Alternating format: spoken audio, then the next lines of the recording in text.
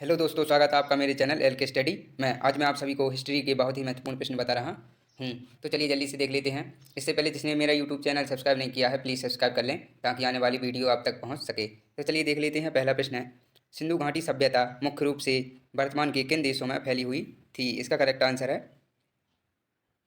सी, भारत और पाकिस्तान।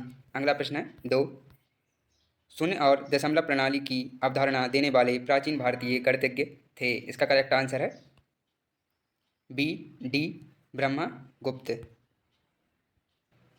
अगला प्रश्न है, तीन, कौन सा प्राचीन भारतीय राजा एलोरा में चट्टानों को काटकर बनाए गए मंदिरों के लिए जाना जाता है? इसका करेक्ट आंसर है डी, कृष्ण प्रथम।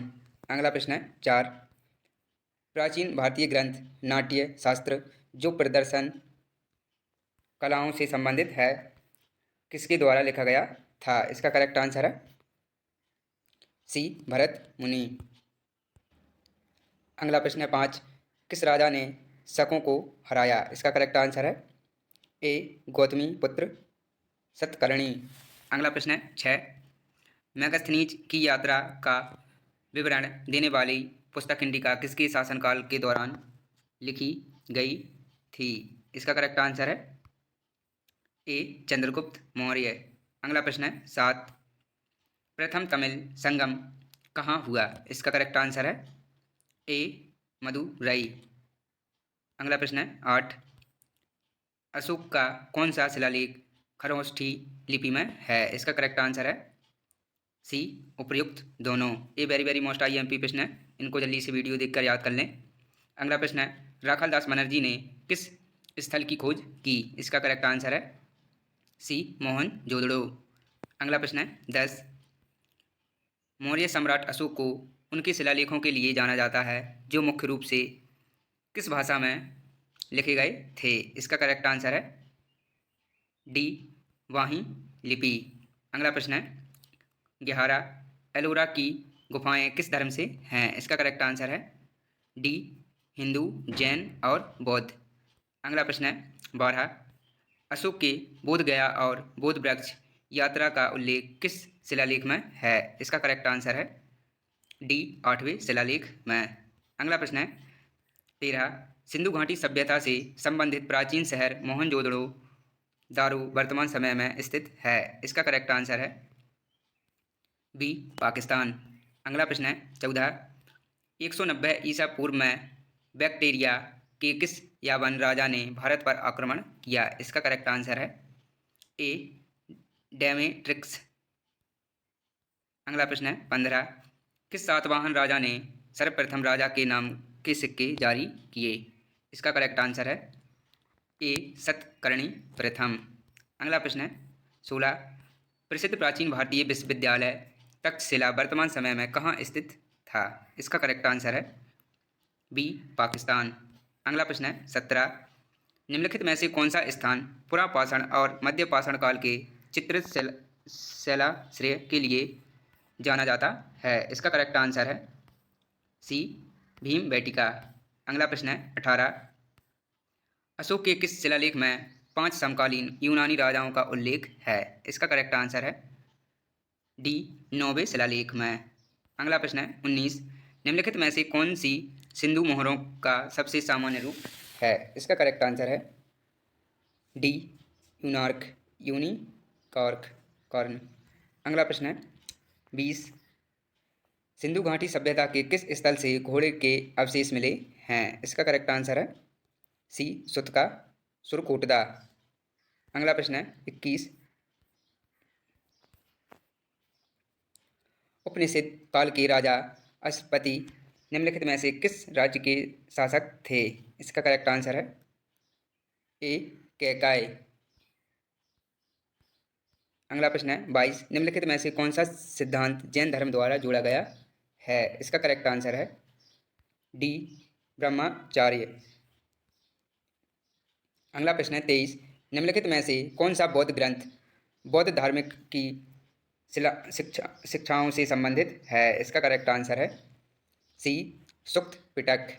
अगला प्रश्न है, 24, मत्स्य महाजनपद की राजधानी क्या थी? इसका करेक्ट आंसर है बी, विराट नगर।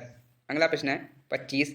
छठी शताब्दी ईसा पूर्व में एक गढ़वाल को क्या कहा जाता था? इसका करेक्ट आंसर है ए पुरा। अगला प्रश्न है 26। छठी शताब्दी ईसा पूर्व में सीमा शुल्क अधिकारी को क्या कहा जाता था? इसका करेक्ट आंसर है ए किमिम कास। अगला प्रश्न है 27। छठी शताब्दी ईसा पूर्व में अमीर किसानों को क्या कहा जाता था? इसका करेक्ट आंसर है बी गृहपति। अगला प्रश्न है 28। निम्नलिखित में से किस शासक को अक्सर भारतीय इतिहास का पहला साम्राज्य निर्माता कहा जाता है? इसका करेक्ट आंसर है बी महापद्मानंद। अगला प्रश्न है 29। मगध की क्या मगध की राजधानी क्या थी? इसका करेक्ट आंसर है सी राजगृह। अगला प्रश्न है 30। कौटिल्य के कुशल मार्गदर्शन में चंद्रगुप्त मौर्य ने निम्नलिखित में से किस राजाओं का उखाड़ फेंका? इसका करेक्ट आंसर है डी धनानंद। अगला प्रश्न है 31। नासिक अभिलेख में किस शासक की उपलब्धियां वर्णित हैं? इसका करेक्ट आंसर है डी गौतमी पुत्र सतकर्णी। अगला प्रश्न है 32। सातवाहन में निम्नलिखित में से किस क्षेत्र को चावल का कटोरा कहा जाता था? इसका करेक्ट आंसर है ए कृष्ण गोदावरी डेल्टा। अगला प्रश्न है 33। 10 अंकीय संस्कृत नाटक मक्षकटिम किसकी कृति है? इसका करेक्ट आंसर है बी शूद्रक। अगला प्रश्न है 34। 8वीं शताब्दी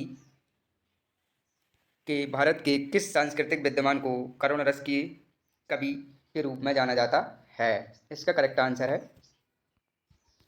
ए भवभूति। अगला प्रश्न है 35।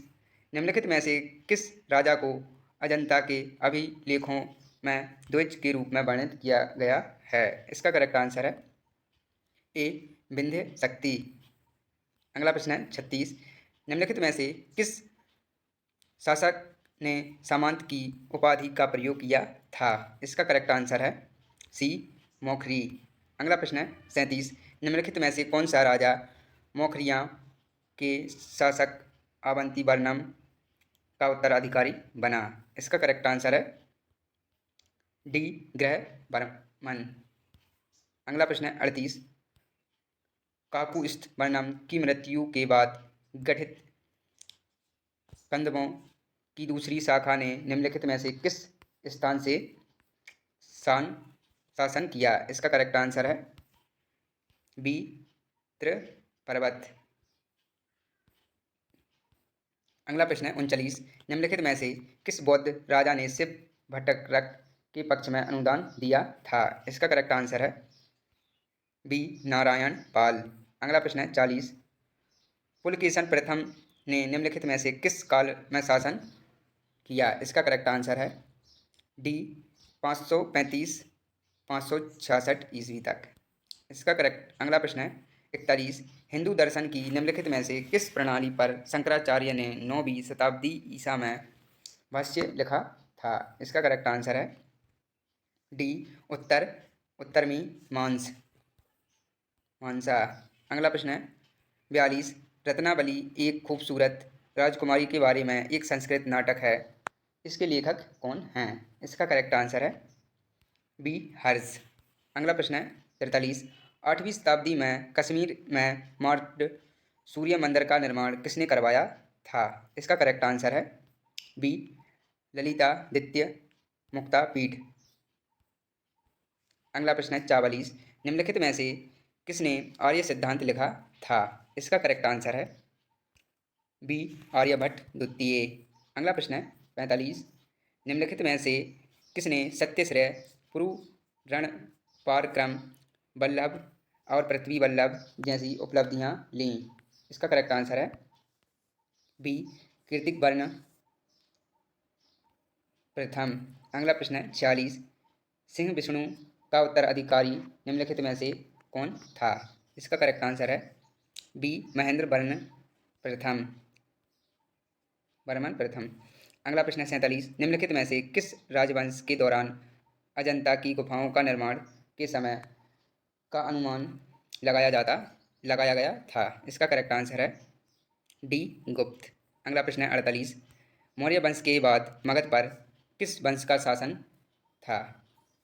इसका करेक्ट आंसर है डी, शुंग राजवंश।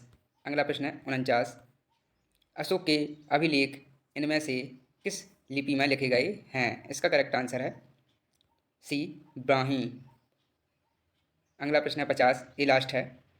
भारत में जैन धर्म की स्थापना किसने की? इसका करेक्ट आंसर है डी, महावीर। चलिए दोस्तों, मिलते हैं नेक्स्ट वीडियो में।